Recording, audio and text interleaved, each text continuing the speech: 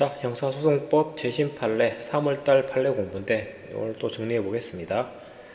자, 2024년 1월 14일 판례인데 이것도 일부가 출제가 됐습니다. 자, 이거 보시면은 이게 의미가 있는 판례인데 성범죄 관련해서 그 이전에 출제된 판례이기 때문에 더 중요한 겁니다. 자, 보시면은 자, 첫 번째 제목부터 보시면은 자, 법관이 검사가 제출한 증거, 그다음에 피고인이 제출한 증거를 종합해 볼 때 양쪽이 다 들어봤을 때 공소 사실에 관해서 조금이라도 합리적 의심이 있다면은 그때는 무죄 추정이죠. 그때는 피고인이 제출한 증거만으로 자, 피고인의 주장 사실을 인정하기에 부족하다는 이유를 들어서 유죄 판결할 수 있느냐? 당연히 못하겠죠.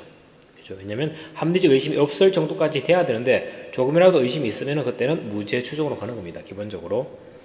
그래서 그대로 나오면은 이건 아마 자유심정주의 관련해서 내겠죠. 자, 보시면 자, 결국 자, 검사가 법관으로 하여금 자, 그만한 확신을 가지게 하는 정도로 증명하지 못했다. 입증 책임이 있는, 즉 거정 책임이 있는 검사가 거정 책임을 다 못했다.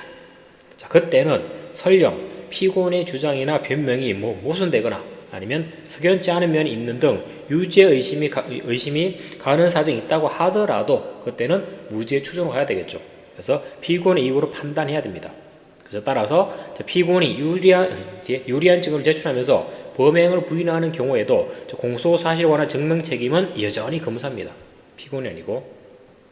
그렇기 때문에 피고인이 공소 사실과 배치되는 자신의 주장 사실에 관해서 증명할 책임까지 분담하는 것은 당연히 아닙니다. 민사가 아니기 때문에.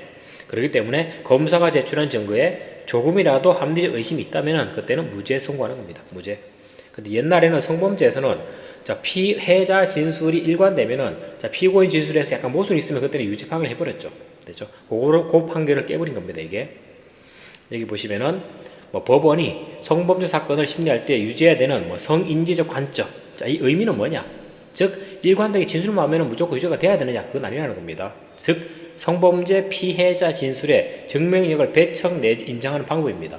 어디까지 인정하고 어디까지 배척해야 되느냐? 이 문제인데 여기 보시면은 자, 성인지적 관점. 자, 이것을 유지해야 되기 때문에 자, 개별적 구체적 사건에서는 성범죄 피해자가 처해 있는 특별한 사정을 충분히 고려하지 않은 채 왜냐하면은 상황에 따라서는 갑을 관계라든가 아니 거래처 관계 때문에 충분히 정황 못하거나 신고 못할 수 있죠.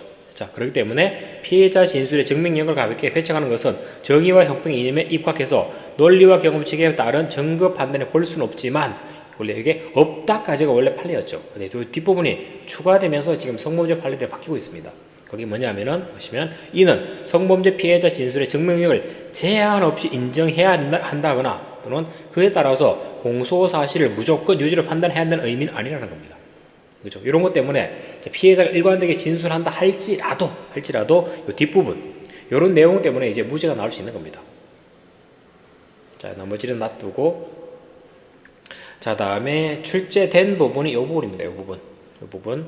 첫 번째 나오는 실질적, 지적, 심리주의 내용이 뭐냐 이런 것들은 이 지문으로 나오더라도 안 틀릴 겁니다. 근데 뒷부분 보시면 피고인이 수사 과정에서 공소 사실을 부인합니다. 추행 안 했다라고 얘기했습니다. 그리고 그 내용이 기재된 피해자 신문 조서 등에 관해서 증거 등을 했답니다. 됐죠? 그리고 결론적으로 공소 사실 부인, 기재된 서류에 대해서 증거 동의. 그러면은 공소 사실을 부인하는 서류가 법정에 들어오는 거죠. 그러면 그렇다면은 그 중에 일부만 따로 떼가지고 유죄증을 쓸 수 있는지 당연히 그러면 안 되겠죠. 전체가 부인한 취지가 들어와 있는 거니까. 박권에서 근데 이렇게 나오겠죠. 자, 조서 등의 증거 동의를 했다면은 앞에 보면 여기 읽으면은 앞부분 잊어버립니다. 보통 그러면은 그중 일부만 발췌하도록 문제가 없다. 이렇게 해서 지문으로 구성해서 내버리겠죠. 실제 나왔습니다. 근데 이거는 부인하는 서류에 관한 증거 동의이기 때문에 결론적으로 이거는 증거로 쓰면 안 되는 겁니다. 근데 여기서 일부만 따로 딱 떼가지고 유죄 증거 쓰겠다? 그 말이 안 되겠죠. 그래서 뒷부분이 나왔습니다.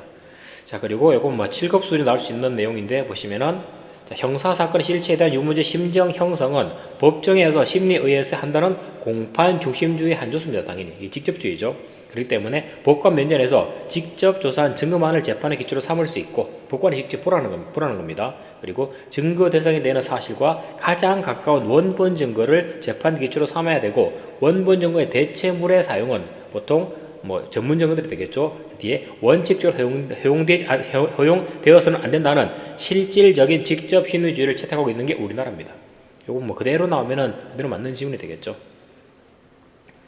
자, 그렇게 보시면 되겠습니다. 요 아래쪽은 아까 얘기했듯이 요 부분에 대해서 설명한 겁니다. 그래서 전체적으로 공소 사실을 부인하는 서류가 있고 피의자 신문조서 여기에 대해서 증거 동의했다면은 그러면 부인하는 서류가 법정에 들어온 겁니다. 결론적으로 그러면은 이거는 부인 때문에 들어온 서류이기 때문에 이 중에서 유죄적으로 쓰기 위해서 일부를 발췌한다 이거 말이 안 되는 겁니다. 그렇게 정리를 하시면 되겠습니다.